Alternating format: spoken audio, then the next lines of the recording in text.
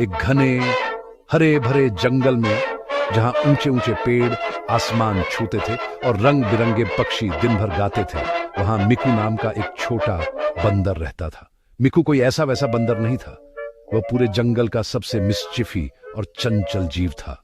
उसकी बड़ी जिज्ञासु आंखें हमेशा किसी नए एडवेंचर या थोड़ी मस्ती की तलाश में रहती थी। उसकी पूंछ लंबी और घुमावदार थी, जो एक डाली से दूसरी डाली पर तेजी से झूलने के लिए एकदम सही थी। मिक्कू को तितलियों का पीछा करना, तोतों के साथ बातें करना और पुराने बरगद के पेड़ की फिसलन भरी जड़ों से नीचे फिसलना बहुत पसंद था। लेकिन उसका सबसे पसंदीदा खेल अपने दोस्तों पर छोटे मोटे फंक करना था, जो हमेशा जोरदार हंसी के साथ खत्म होते थे और जिसकी गूंज पेड़ों में सुनाई देती थी। हर सुबह मिक्कू सूरज के साथ जगता, अपनी छोटी बाहें और पैर फैलाता और सोचता, आज मैं क्या नया मजा कर सकता हूं। वह अपनी चालाकी भरी हरकतों के लिए जाना जाता था। कभी कभी वह एक बड़े पत्ते के पीछे छिप जाता और सोते हुए हिरणों को डराने के लिए वियर्डो गरीब आवाजें निकालता। दूसरी बार वह स्पार्कल ईले कंकड़ इकट्ठा करता और उन्हें रास्ते में अजीब पैटर्न में सजा देता, ताकि मार्च करती चींटियां भ्रमित हो जाए। जंगल के दूसरे जानवर जानते थे कि मिक्कू एक अच्छे दिल वाला बंदर है, लेकिन वे यह भी जानते थे कि उसके पास मिस्चिफों के लिए असीमित ऊर्जा थी।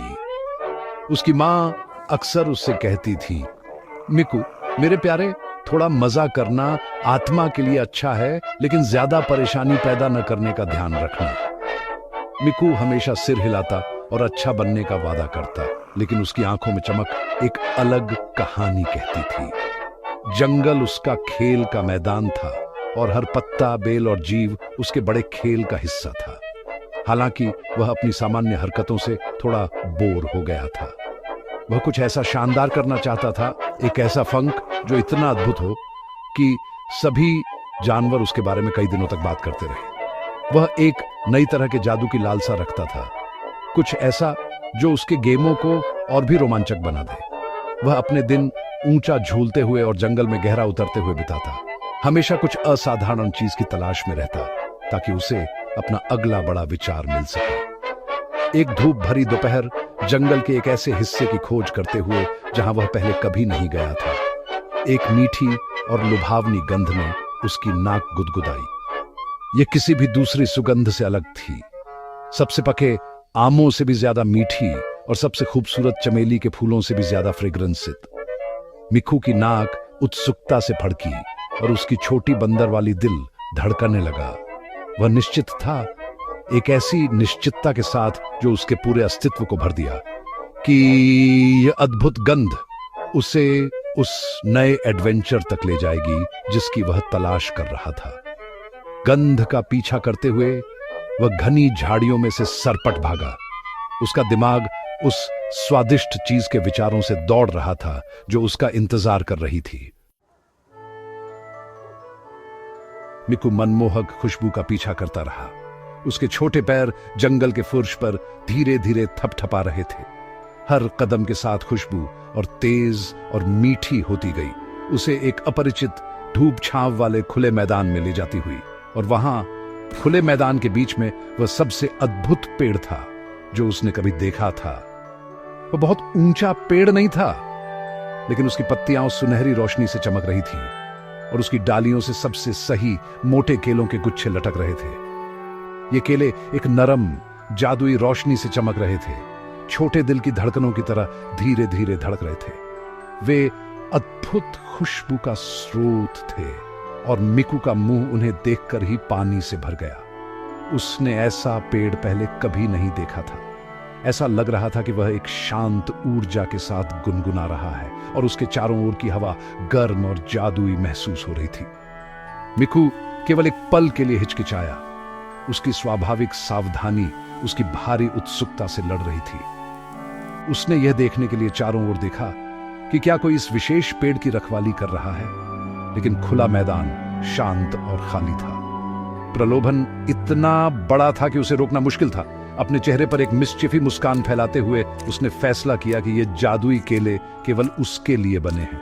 वह स्पाकलते हुए पेड़ के तने पर सर पर चढ़ गया। उसके छोटे हाथ और पैर चिकनी गर्म छाल पर आसानी से पकड़ बना रहे थे। वह एक मजबूत डाली तक पहुंचा और सावधानी से स्पाकलते हुए खेलों में से एक तोड़ लिया। वह उसके पंजों में गर्म महसूस हुआ और पास से उसकी खुशबू और भी स्वादिष्ट लगी। बिना सोचे समझे उसने उसे छील दिया। केले का अंदरूनी हिस्सा इंद्रधनुषी रंगों का एक भंवर था। उसने एक बड़ा लालची निवाला लिया। बूम! एक अजीब झुनझुनी सनसनी उसके पूरे शरीर में दौड़ गई, उसकी नाक की नोक से लेकर उसकी घुमावदार पूंछ के सिरे तक। उसने अपने हाथों को नीचे देखा और आश्चर्य से हाँ उठा। उसकी साधारण भूरी फर गायब हो गई थी और उसकी जगह सबसे शानदार स्पार्कल ईला नीला रंग आ गया था। वह अब एक नीला बंदर था। मिकू अपनी आंखों पर विश्वास नहीं कर सका। उसने अपनी नीली उंगलियों और पैर की उंगलियों को हिलाया। अपनी नई उपस्थिति पर आश्चर्यचकित हुआ। यह किसी भी फंक से बेहतर था जिसकी उसने कभी कल्पना की थी। उसके दिमाग में एक मिस्चिफी और रमणीय विचार बनने लगा। इस नई शक्ति के साथ वह दूसरे जानवरों पर अब तक की सबसे अच्छी चालें चल सकता था। उसने सावधानी से एक और केला तोड़ा, फिर एक और एक और, जब तक कि उसके हाथ के नीचे एक पूरा गुच्छा न हो गया। वह पेड़ से नीचे उतर गया। उसका दिल उत्साह और थोड़ी शरारत से धड़क रहा था। जंगल अब और भी रंगीन और अराजक होने वाला था। यह सब मिकू की वजह से। जादुई केलों के अपने नए संग्रह के साथ मिकू जंगल के परिचित हिस्सों में वापस सरपट भागा। उसका दिमाग चंचल योजनाओं से भरा हुआ था। सबसे पहले उसने मिस्टर लायन से मिलने का फैसला किया, जो जंगल का गर्वित और शक्तिशाली राजा था और एक बड़े पेड़ के नीचे दोपहर की नींद ले रहा था। पास जाने से पहले मिक्कू ने एक और जादुई केला खाया। फूफ! इस बार उसकी फर आग की तरह स्पार्कलीले लाल रंग की हो गई। एक चलते हुए सूर्यास्त की तरह दिखते हुए वह सोते हुए शेर के पास चुपचाप आया और एक छोटी ऊंची आवाज में गर्जना की आवाज निकाली। मिस्टर लायन की आंखें खुल गईं और उसने अपने सामने एक अजीब स्पार्कलीला लाल प्राणी देखा। वह इतना हैरान था कि वह एक चीख के साथ उठ गया। उसकी शानदार गर्दन उलझन में उलझ गई। मिकू हंसा और शेर के समझने से पहले ही भाग गया कि क्या हो रहा था। उसकी सूची में अगला एक डाली पर बैठे गपशप करते तोतों का झुंड था। उसने एक शांत जगह ढूंढी, तीसरा केला खाया और इस बार उसकी फर स्पार्कलने और जगमगाने लगी जैसे उस पर 1000 छोटे हीरे लगे हों। वह पेड़ पर चढ़ा और अचानक डाली को हिलाया, जिससे उसकी स्पार्कल ईली उपस्थिति तोतों पर चमक गई। तोते, जो केवल हरे पत्ते और भूरी डालियां देखने के आदी थे, डरकर स्क्रीमें और पंखों के झटके के साथ उड़ गए उस स्पार्कल ईले राक्षस के बारे में बड़बड़ाते हुए जिसे उन्होंने अभी देखा था। मिकू इतना हंसा कि वह लगभग डाली से गिर गया। उसका दिन रंगों और आश्चर्यों का त्योहार बन गया। वह एक स्पार्कल ईला धूप वाला पीला हो गया और असली केलों के एक गुच्छे के बीच छिप गया। मिसेस एलिफेंट को तब चौंकाने के लिए जब वह नाश्ता करने आई थी। वह सदमे में चिंगाड़ी और धीरे धीरे जीवित केले से पीछे हट गई।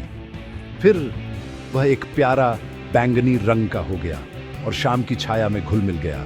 बुद्धिमान बूढ़े उल्लू पर अजीब चेहरे बनाता रहा, जो हैरानी में हूंठ करता रहा, ये सोचकर कि क्या उसकी बूढ़ी आंखें आखिरकार उसे धोखा दे रही थी। हर चाल पिछली से ज्यादा मजेदार थी और मिकू को ऐसा लग रहा था कि वह पूरी दुनिया का सबसे चालाक और सबसे शक्तिशाली बंदर है। वह इतना मजा कर रहा था कि उसने ध्यान नहीं दिया कि उसके जादुई केलों का गुच्छा छोटा और छोटा होता जा रहा था। हर शरारत के साथ उसने एक और केला खाया। हरे से नारंगी से गुलाबी में बदलता रहा, जिसमें पोल्का डॉट्स थे। जंगल पूरी तरह से भ्रम की स्थिति में था। जानवर जंगल में घूमते हुए अजीब रंगीन सोलों की कहानियां फुसफुसाते थे। किसी को भी शक नहीं था कि यह केवल छोटा मिकू था, जो सारा डिलाइटफुल केओस कर रहा था, अपने गेमों के आनंद में खोया हुआ, मिकू अपनी मां की चेतावनी को पूरी तरह से भूल गया कि बहुत ज्यादा मजा करने और बहुत ज्यादा परेशानी पैदा करने से बचे। वह एक रोल पर था और उसका रुकने का कोई इरादा नहीं था। जैसे ही सूरज ढलने लगा, जंगल में लंबी छायाएं पड़ने लगी। मिकू ने दिन की अपनी आखिरी शरारत की योजना बनाने के लिए एक और केला उठाया। उसे निराशा हुई। उसने महसूस किया कि उसके पास आखिरी केला बचा है। उसने बाकी सब खा लिए थे। थोड़ी उदासी की चुभन उसे लगी, लेकिन उसने उसे तुरंत दूर धकेल दिया। उसे इस आखिरी केले को काम में लेना था। उसने आखिरी जादुई केला खाया और परिवर्तन का इंतजार किया, लेकिन इस बार कुछ नहीं हुआ। वह अपने सादे पोल्का डॉट्स वाले गुलाबी रंग में ही रहा। उसने अपने शरीर को हिलाया और अपनी पूंछ को हिलाया, लेकिन जादू खत्म हो गया था। मजा ऐसा लग रहा था आखिरकार खत्म हो गया था। थोड़ा निराश होकर मिकू एक ऊंचे पेड़ पर चढ़ गया और सोचने लगा। जैसे ही वह एक डाली से झूल रहा था, अपने रंगीन दिन के बारे में सोच रहा था, उसकी पकड़ फिसल गई। वह नीचे गिर गया, लेकिन उसका पैर एक मोटी बेल में फंस गया। वह वहीं उल्टा लटक रहा था, शाम की हवा में धीरे धीरे झूल रहा था। उसने खुद को ऊपर खींचने की कोशिश की, लेकिन वह कसकर फंस गया था। सारा खून उसके सिर में दौड़ गया और इस नए कोण से दुनिया बहुत अजीब लग रही थी। पेड़ आसमान से उगते हुए लग रहे थे और जमीन छत जैसी दिख रही थी। यह एक बहुत ही अजीब और असहज स्थिति थी। जैसे ही वह वहां लटक रहा था, उल्टा उसके विचार भी अजीब और उलझे हुए होने लगे। उसने सोचा, शायद अगर मैं काफी देर तक सोचूं तो नदी मुंह तक बहकर आएगी ताकि मैं पानी पी सकूं, या शायद केले खुद छीलना सीख जाएंगे और मेरे मुंह में उड़कर आ जाएंगे।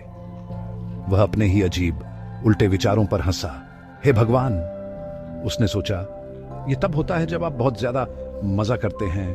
आप एक बेल से लटके हुए ऐसे विचार सोचते रहते हैं जिनका कोई मतलब नहीं होता।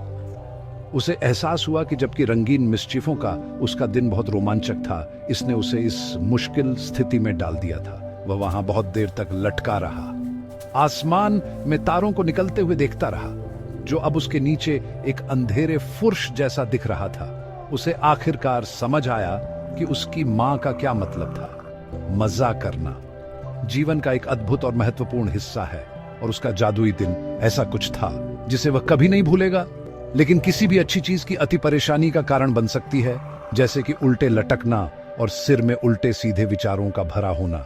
वह जानता था कि जब वह आखिरकार नीचे उतरेगा तो वह अभी भी एक चंचल बंदर होगा, लेकिन शायद वह थोड़ा ज्यादा समझदार भी होगा।